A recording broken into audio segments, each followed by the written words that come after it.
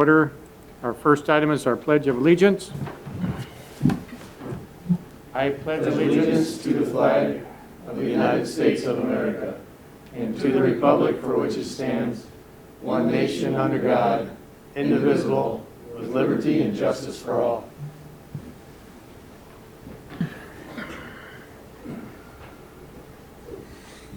Mr. Vice Chair, could you read our mission statement? The mission of the Marshall Public School District is to educate, support, and prepare all learners for success. Thank you. Approval of the agenda. Do I have a motion? So moved. Second. Any additions? Please vote.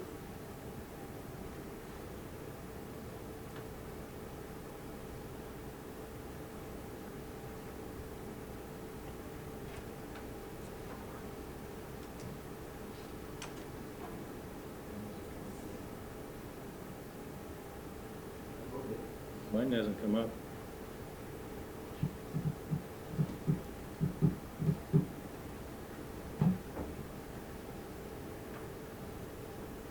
Very good. Sorry. Sorry, Tricia. That's all I'm waiting, didn't it? It is approved. Moving on to our presentation, we're going to have the oath of office. It is an honor that you were appointed to guide the education of our community's children. As you recite the oath of office, you assume a tremendous responsibility as a representative of our school district. The power puts you and the other members of our school board in the position of being responsible for equitable quantity education for every student in our district. Because as a board, we must be accountable to the community. We must ensure a continuous assessment of student achievement and all conditions affecting the education of our children. As board members, we serve as education's key advocate on behalf of students in our community schools to advance the vision of our schools. Furthermore, we must strive to work together and with the superintendent and staff to lead the district toward fulfilling the vision we have created, fostering excellence for every student in the area of academic skills and knowledge, citizenship, and personal development. Having signed the acceptance of the oath of office, will you please publicly affirm your commitment by repeating the oath of office after me? I swear that I will support the Constitution of the United States and of this state, and that I will discharge faithfully the duties of the office of school board member of Independent School District 413 to the best of my judgment and ability. Congratulations.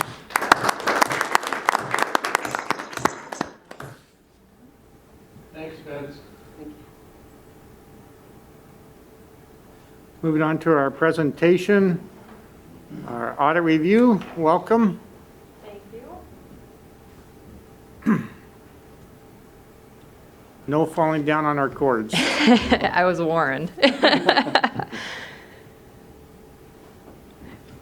The presentation everybody looks forward to all year, I'm sure, so.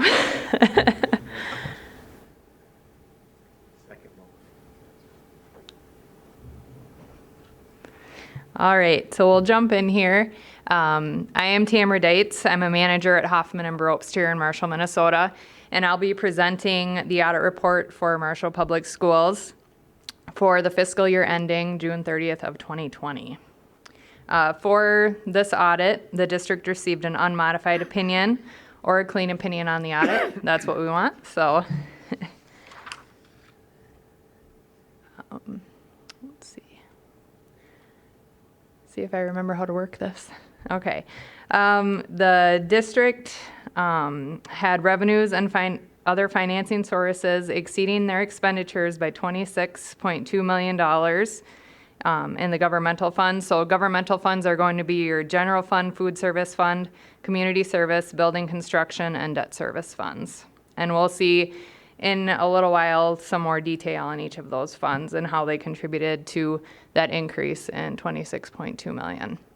Most of that increase is from the school issuing the building bonds, partially offset by expenditures relating to those construction projects. So as you guys know, you issued some large bonds and the construction is in progress at the end of the year. So we did have some expenditures for those.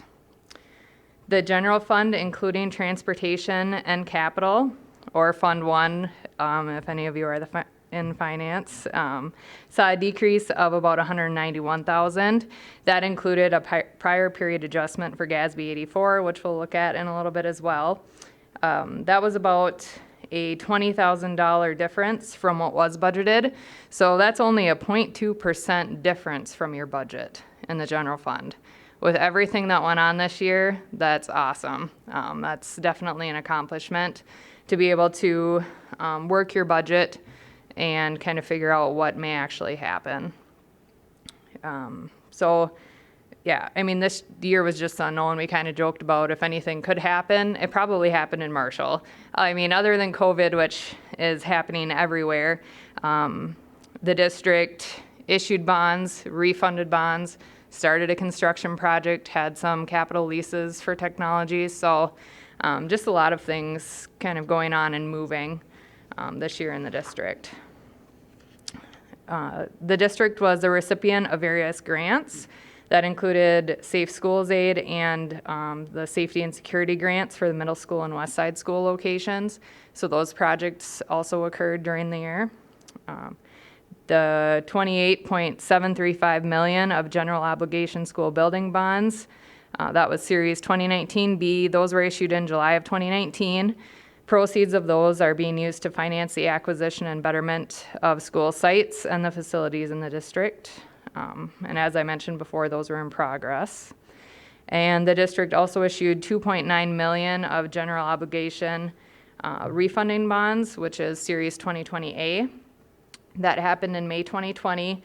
The proceeds of those bonds were used to redeem 2025 and 2026 maturities of the older 2015 C bonds. Following on with some more highlights, the district entered into a capital lease agreement for technology equipment. This was in the amount of about $390,000. So just keeping up on that tech, every school is dealing with that and it's expensive. So especially in the realm of COVID when you really need to be on the technology game. The district received a significant increase in federal funding during the year as a result of the COVID-19 pandemic. The Department of Education required Minnesota school districts to implement distance learning. That was effective March 16th through the end of the school year. With that mandate, all students were eligible to receive free meals through the federal food service program, regardless of the family income. So that brought some larger income into the food service fund. The district also implemented GASB Statement Number 84.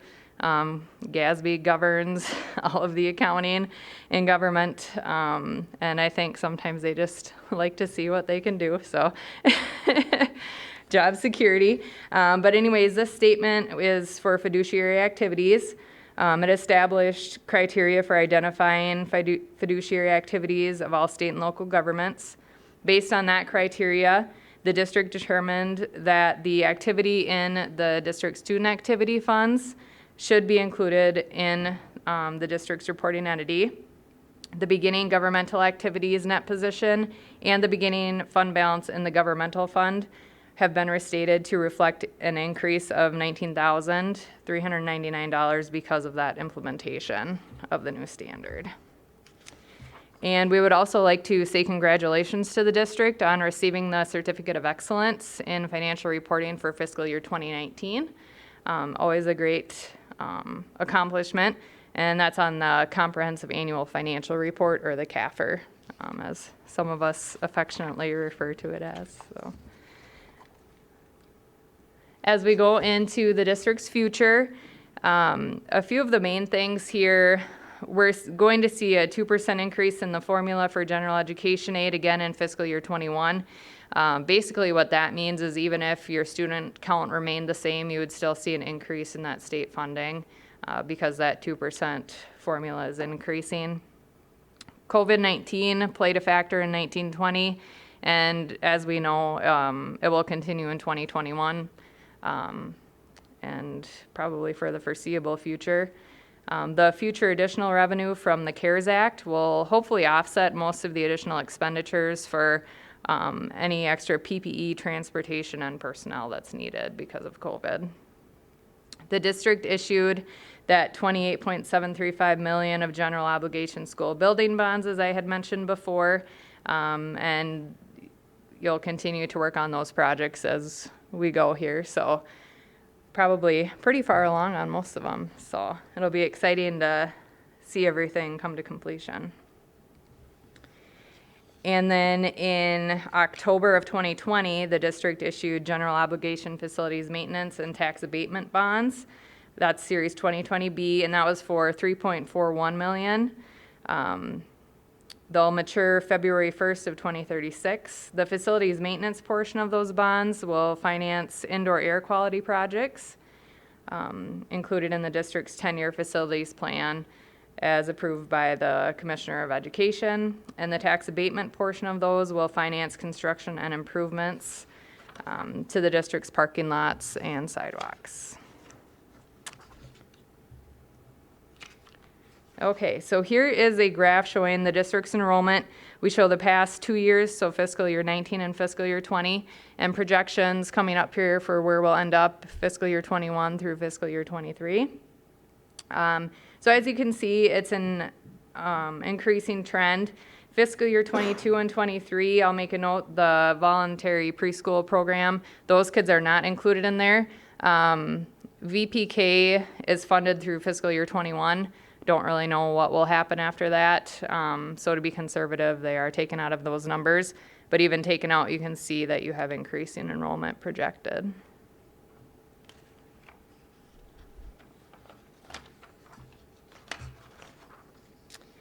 Okay, so then we'll get into some graphs here. All of these graphs are representing Fund 1, excluding your transportation and operating capital. So kind of the main operational fund of the district. This graph shows that the general fund had a decrease to the fund balance in the red, along with a decrease in adjusted cash in the blue. Most of that is some COVID-19 challenges. So in some areas, revenue was decreased because the students weren't here and other factors. And then some other reasons for decreases would be your budgeted increase in your salaries and benefits. So that was kind of a no-one when you started. But just kind of just overall this year, it decreased there. And then just as a side note, the district's fund balance for Fund 1 does exceed its fund balance goal, and that is a minimum of 8%. So you guys are exceeding that this year. These graphs are going to show revenue by source. So the top is 2020 and the bottom is 2019. And as you can see, year over year, it is fairly similar. So the state revenue is in the blue, and that's your biggest chunk of the pie. Revenue from federal sources is in the brown. That's 3% between each year. So federal revenue is fairly small, but it does impose the largest restrictions. And it does cause you to have a single audit if you are over the threshold, which the district is. So we have another piece of the audit that we have to do because of those federal revenues. This graph is also showing revenues by source, but it's over 5 years. So here again, you can see that state funding in the green is the largest piece of your revenue. And that, again, is mainly due to an increase in the basic formula, along with your increasing student counts over the years. Then we will move into your general fund expenditures. So this is by object, 2020 at the top, 2019 at the bottom. Here you can see salaries and wages in the red, and then your benefits in the yellow make up most of your expenditures. That's a district's job, is to educate children, and you need the manpower to do it. So I would expect these to be your largest slices of the pie. The other expenditures remain fairly similar. You will see equipment went from 1% up to 4% in 2020. That is due to safety grant projects at the middle school and west side, and then repair to the high school gym for the fire and water damage. So those are some bigger expenditures in that area that happened in 2020. This again is expenditures by object, but it's going over a 5-year trend. Again, you can see that they have remained consistent year over year. You're going to see that salaries and benefits slowly increase along with contracts and bargaining. So again, that would be expected. Here are expenditures by program. So that's just the different areas or types of expenditures. As you can see, at the bottom are going to be the programs and categories. Side is your revenue, and then the colors represent different years. So you can see that regular education, which is the largest lines going up, and then exceptional instruction or special education would be the next two. Your instructional expenses are going to be the largest pieces, again, expected. It's your purpose. And then you can see the site buildings and equipment, which is the second one from the right. You're going to see a little jump up in 2020, the last bar. Again, those are due to the safety grants and repairs at the high school. So then we'll get into the other funds besides the general fund. Food service revenue for 1920 totaled about 1.98 million, and expenditures were 1.79 million. That resulted in the fund balance increasing about 186,000. And that is due to a change using summer food service program when the children were everybody was able to receive a free meal. So you received a lot more funding from that. And that is the main reason for the increase. At the end of the year, the food service fund had a fund balance of 553,000. Community service increased about 145,000. And it increased the fund balance by the same amount. Fund balance in the community service fund at the end of the year is about 722,000. The reason for that increase was maintaining revenue, while expenditures did decrease some. That was mostly because some of those programs weren't able to be held because of COVID. So expenditures for those were non-existent because the programs didn't happen. The building construction fund, revenues and other financing sources exceeded expenditures by about 26 million for 1920. That is due to the proceeds from the school building bonds exceeding the expenditures that went out as those projects started. At the end of the year, the fund balance is roughly 27.6 million still in that building construction fund.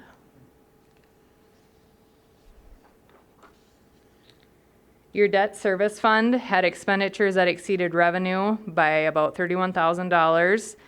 The decrease is primarily due to paying a call premium on the refunded 2015 C bonds that wasn't in other years, so that's just an extra expense there. And there was also a residual equity transfer into the debt service fund. The OPEB debt service fund was closed, and the remaining funds in there were $25,600. Those got transferred into the debt service fund. At June 30 of 2020, the debt service fund balance is 1.3 million. Your OPEB debt service fund, this was closed during the current year. All payments on the debt had been made on the debt that was in that fund, and the residual equity was transferred into the debt service fund. Your OPEB revocable trust internal service fund had a net of about $19,000 in income on investments and investment expense. It paid the general fund about $75,000 for employee benefits. This is the other post-employment benefit option that you offer to those people that retire and can stay on health insurance. And the net position for that fund at the end of the year was about $877,000. So that is a general overview of the district for fiscal year 2020. We do want to say thank you to Dion and Russ and the rest of the accounting and HR department. You make our job pretty easy, so you get us what we need when we ask for it and get us the answers, so it definitely helps. Any questions, board? Thank you. Yes, thank you guys. Thank you. I'd just like to give a shout out to our business department for doing such a great job with distance learning conversion, the building projects, the roofing projects, the new hirees, the grants, and change of leadership. I thought it was an outstanding job.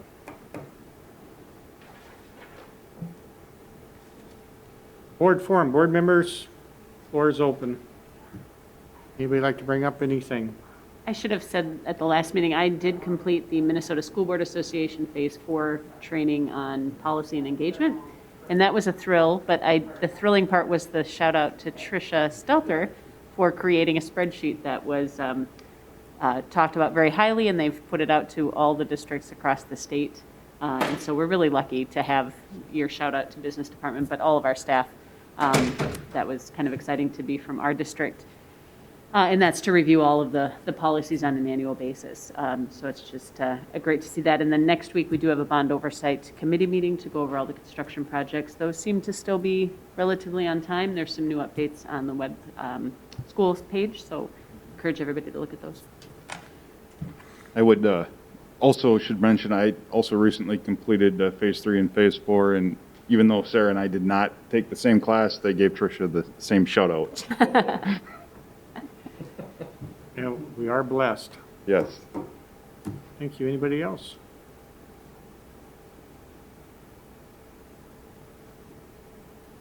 Moving on to our discussion items, facilities use procedures.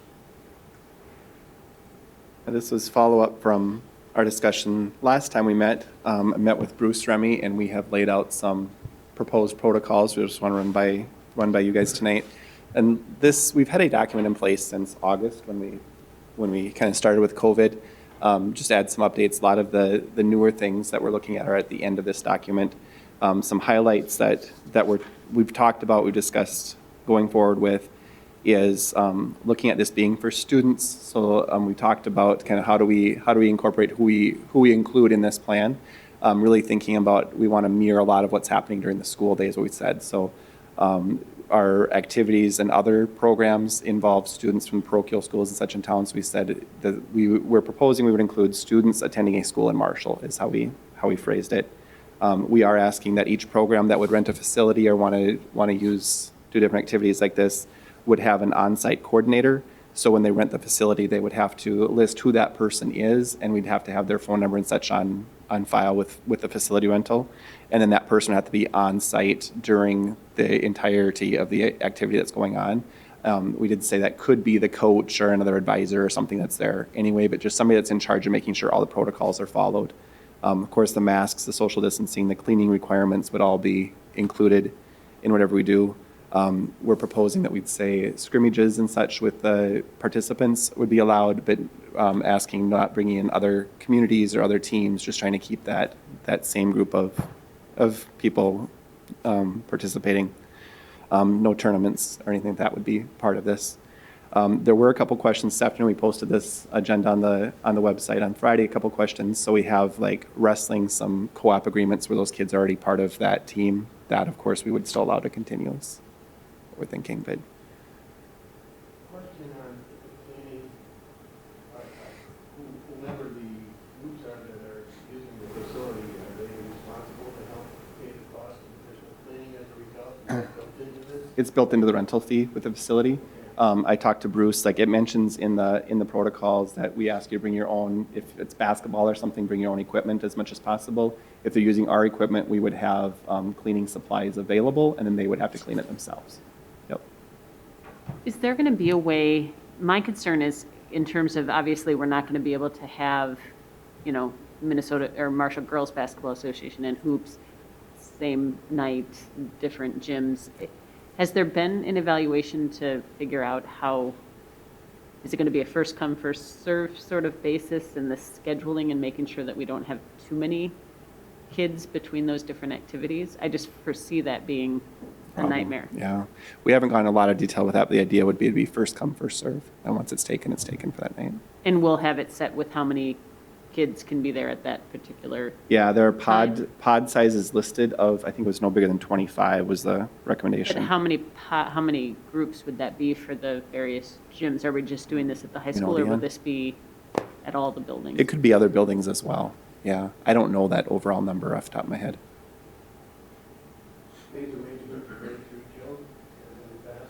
Some of these are through Jill, but some of these actually community services does some of the booking for that too, so.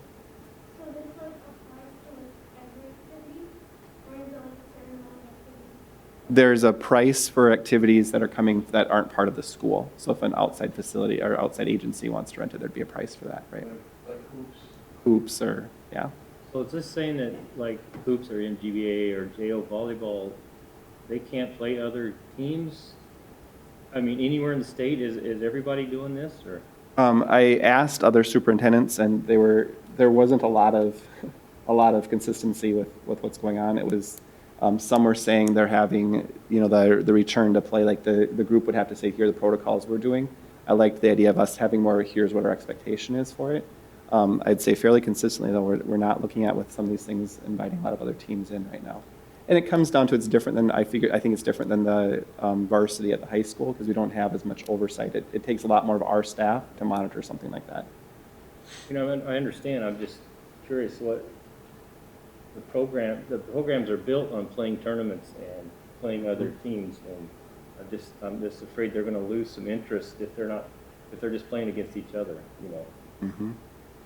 And I think that's a good point, Matt. I will say this, that at least it gives them an opportunity to practice and Right, compete improve their so that if, say, there's a opportunity down the road in 2 months, 3 months, 4 months to have some type of competition, I don't want to use tournament, but at least those teams could be prepared for that competition. I think that's a good point too, Aaron. That's part of the opening paragraph in there too that we want to make sure we're clear on. This is going to be a living document. As things change and as the numbers change in the county and such, we might have to continually review this and update. Or if MDH comes out with some new requirements, which that could happen tomorrow, And that will go with if, for example, we go all distance learning, not that we're doing that, but if that were to happen, then obviously we wouldn't be This able to would all be shut allow- down. Yeah. Yep. Should we take some formal action on this to support the administration? I'm not really looking for official action on it, just discussion, and then I think if we leave it a little more open-ended, we can make changes and such as we go, but I wanted to have the board input on it is kind of what I was thinking. I think this is good. This is baby steps, and just keep us informed of what things change. Yep, be happy to do that. Thanks for putting that piece together, Jeremy. Yeah, I really feel that's what's best for kids. Let's put some safety protocols around it and provide some opportunities. Very good. Any other comments, questions? Moving on to our update on COVID. I just wanted to share a little update because we get a lot of questions and just take some formal time to talk about this a little bit. I think a lot of the questions come around those county numbers. We see that county number and that is rising. And as we watch, it's predicted to continue to go up the next couple of weeks when you see what those daily numbers have been. Right now, our county number is at 51, almost 51.5. There was some messages from MDE last week as we see a lot of schools that are going to distance learning or doing some different things. MDE has just clarified the point that they've been telling us kind of internally, and that's kind of what I want to talk about today a little bit. Really what they've recognized is that as we started this fall, those countywide numbers were a really good spot to start with picking a learning model and looking at at that because we didn't have any internal numbers. We didn't have kids or staff in the school at that time. Now we have all those other things going on. So looking at what's going on in our schools is such a much bigger piece of the story about what we do with our learning model and keeping kids in. And you look at that number at 51.5 in the county, but then we look at our numbers of internal, and Tricia's going to pull this up in just a minute, and we'll talk about that. Our internal numbers continue to be low, and they're maintaining low. You know, we've seen some spikes, and we saw some spikes at Westside, for example. We went to distance learning at that site. When we came back, those numbers were significantly down.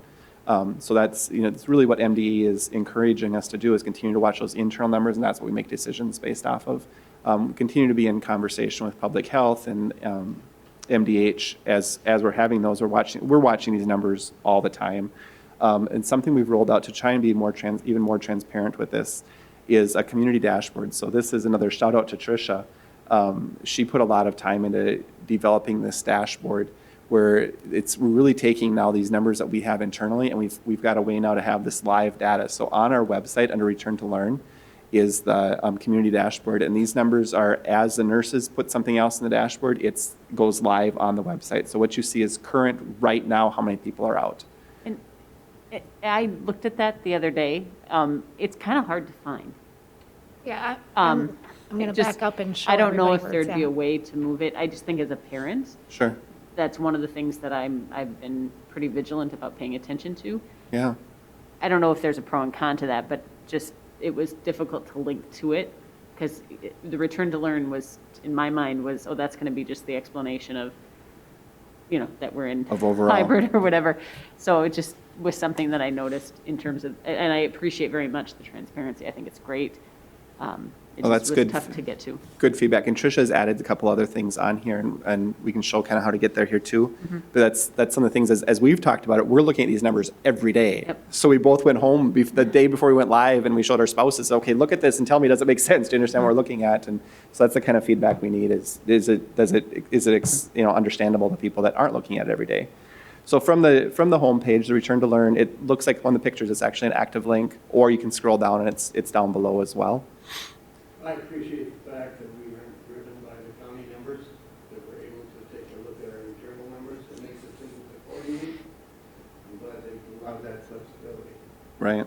So So far. far, and they've been really good about that. You know, the other piece that came out last week, we had a lot of questions when it came out, is the CDC did some updates with counting the 15 minutes being a cumulative number versus a consecutive number.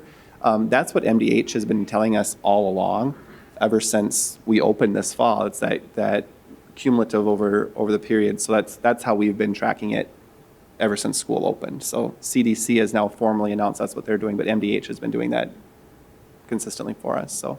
And on the comment of flexibility, Bill, just in Minnesota alone, we had 3,000 cases yesterday. We had almost 2,100 on Saturday. We had 3,000 the day before that. I mean, we're hitting 10,000 cases in the state very quickly, and that's not going to stop. So we do have to be cognizant of the building numbers being low and these state numbers being high and our county numbers fluctuating all over the place. We had one day where there was double digits and another day where there's single digits. But the idea of trying to keep those measurements in mind in terms of the safety planning. all a 'Cause balance. if we have high numbers in the county and low numbers in the school, it doesn't mean that that's not that could change quickly and put our students and staff at risk. So it's just keeping the balls in the air and the numbers. But the numbers in Minnesota are really disturbing. I just pay attention every day. I get the updates, and to see that 3,000 figure more than once is not good news. That's what they predict nationally, as fall or winter, Yep, for the numbers to go up.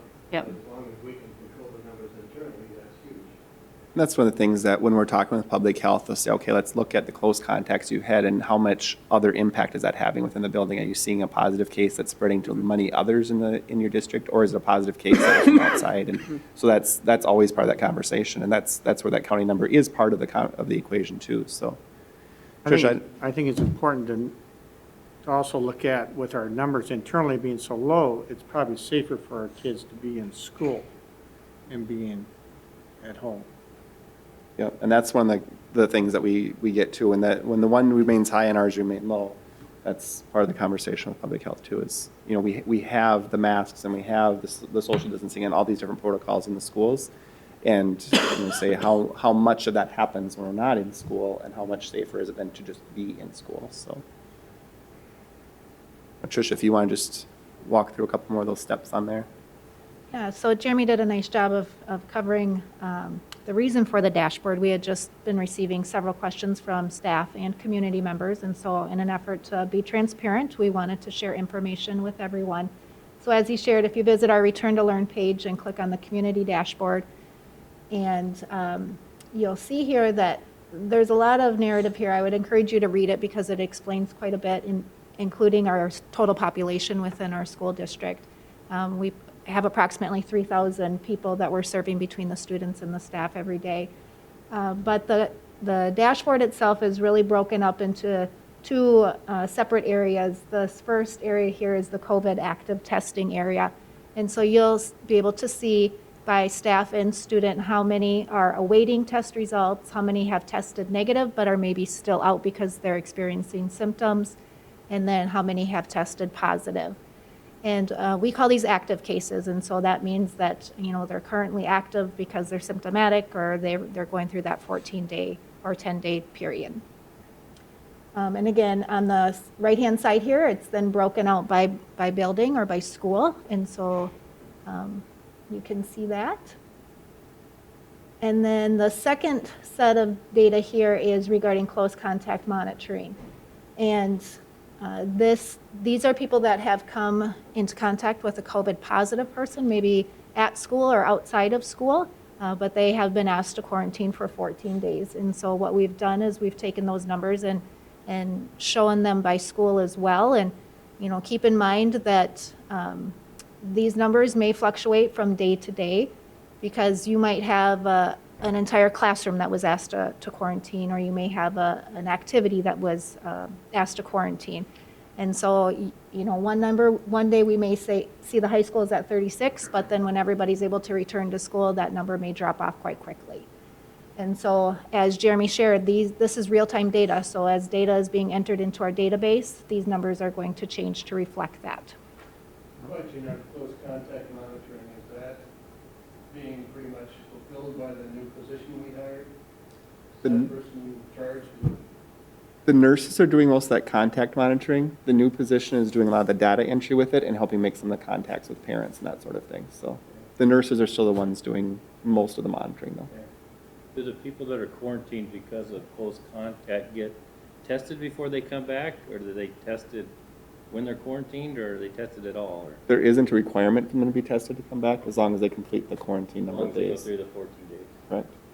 Over the summer, my kids were close contacts, and we were just advised to do a 14-day self-quarantine. If they developed symptoms, then we would test.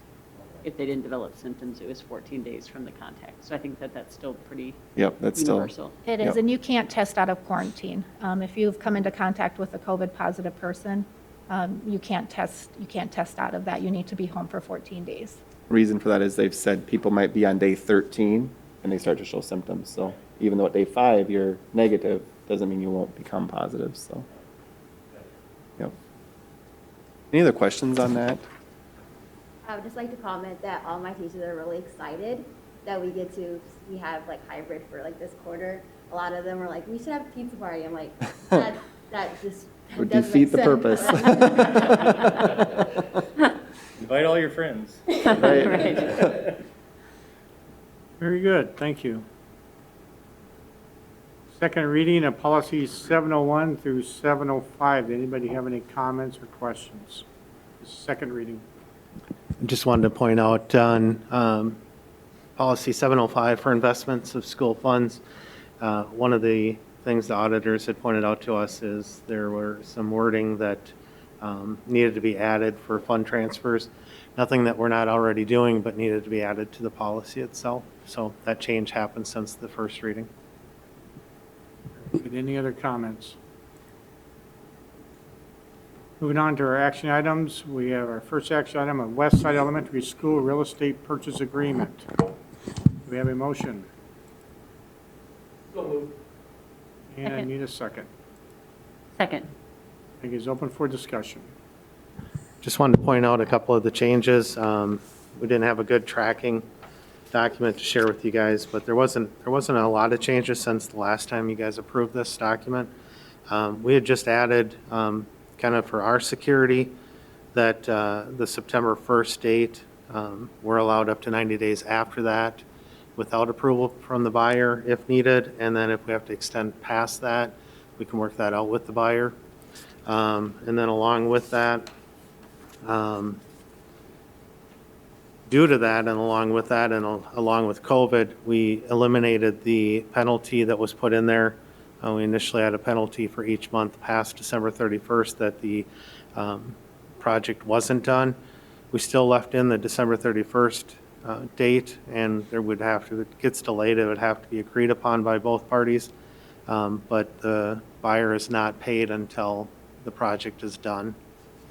And then just one other change that happened is the initial one, there is a fuel tank that's located on there, and initially it said there were no fuel tanks on the property. So that will get added. And then just wanted to point out too, Jeremy and I were talking the other day, and just so there's not a misconception, part of the agreement is to sell the property for $1, and it's in the agreement, but that's not the whole agreement, as the board knows, and just want to make sure the public knows that there's more to it, that we're actually saving a little over $350,000 that was budgeted in the bond, that's part of this agreement. So just wanted to make sure that that's clear. Very good. That'd be good to bring up down the road again, too. Any other questions? We get a motion and a second. I'll call for a vote.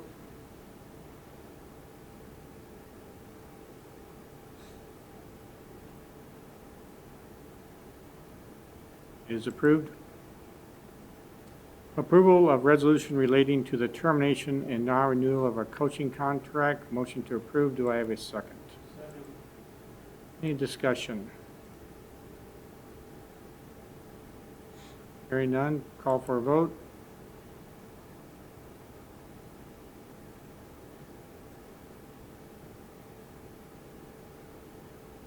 It is approved. Moving on to our personnel, motion to approve. Do we have a second?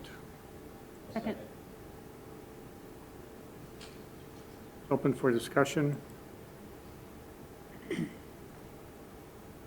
Hearing no discussion, we'll vote, please. It is approved. Move to the closed session, the superintendent evaluation for Minnesota State Statute 13D.05. Motion to close the meeting. Do I have a second? I'll second. And please vote.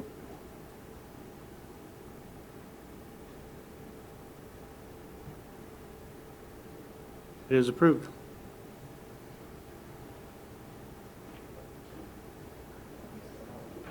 Okay. You don't have to come in. You don't have to come back in. Take the computer off. We only have one more thing after this anyway. Thank you.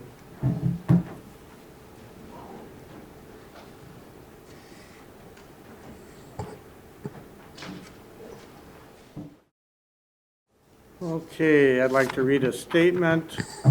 A 90-day performance review is now complete for the superintendent, Mr. Williams. As part of his performance review, a closed session was conducted on Monday, November 2nd, to review and discuss Mr. Williams' performance.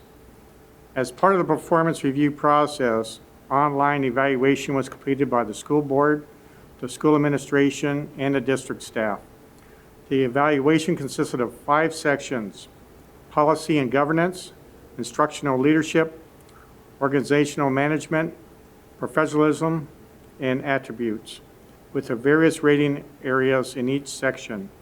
A ranking scale of 1 to 4 was used, with 1 being performance is unsatisfactory and 4 being performance exceeds criteria. Below are the cumulative ratings for each category during the 2020-21 of Superintendent Mr. Williams. Policy and governance was 3.45. Instructional leadership was 3.42. Organizational management was 3.42. Professionalism was 3.58. Attributes were 3.51. All performance measured categories were 3.48 out of a possible 4. The rating and process indicates Superintendent Williams meets or exceeds expectations in each of the categories during the 2020-21 school year. The school board was pleased with the performance and the work that has been done so far in this short time as superintendent of the Marshall Public Schools. Thank you. And I would like to open a motion to discuss the next steps in the superintendent search. And do I have a second? And it's open for discussion. I would move, based upon, Jeremy's done a great job, I think, for the size of our school district and for the integrity of us as a school board with our community. I think we do need to advertise the position. And for others to come in, I'm not saying that Jeremy would be a candidate we would select, but I think we just need to do that, to be representing our community as such. That would be a motion I would make. Okay, are you looking at setting up a search committee or to start the search process in December? Are you giving us a date What or? would be proper protocol? You've been through that several times. What would be proper? I would set it off to the negotiations group to go ahead and set up a date process and start the formalities of when we want to contact MSBA for a search group and open that up and set the dates back and report back to the board on a date, but to have it between December, January is what I'm thinking of. So Do we you want- add that to the motion? Do we want MSBA to do it, or do we want, there are other people that'll do it? That's true. We can take bids from other people. I know that MSBA was quite a bit cheaper than hiring an outside consultant. But I think, We've I done think the I- outside, Yeah, I think, in the past, we put it as a negotiations committee to look at proposals and come back to the full board with a recommendation on a route to take, whether it's hiring a consultant or going it alone or just using some of the MSBA tools that are there as well. I would recommend that we do that. Okay. Take a look at it. Committee to pick up and put the process together to bring back for our approval. and then you guys we'd all need to approve it, correct? Right. That sound good? The point being that we will advertise. Oh, absolutely, yes. This So- is nothing against you, Jeremy, it's just what we have to do for our community. Sure. Yep. So can you word that for us?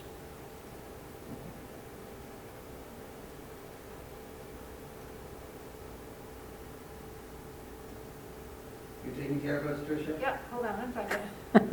There's a motion within a motion. Within a motion, within a motion. I was trying to do that as everybody was talking. No. Several friendly amendments in there.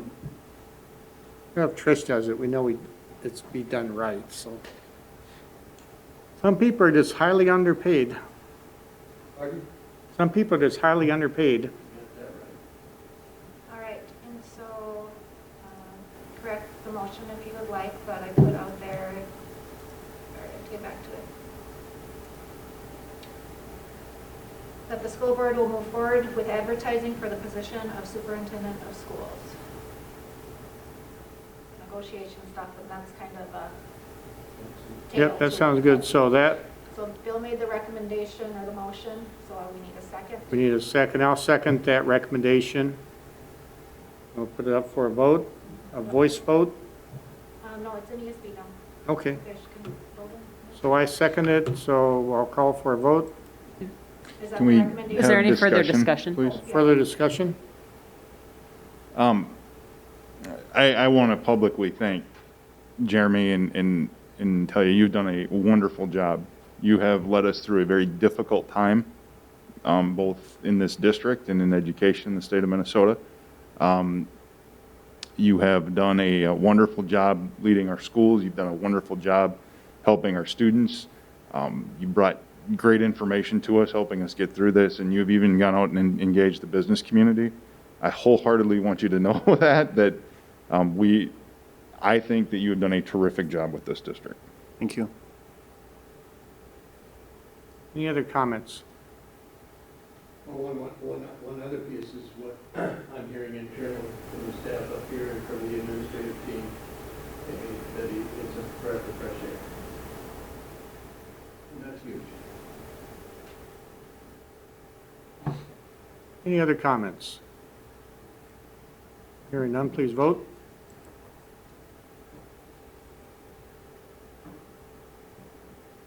It's approved. And thank you, folks. Meeting's adjourned.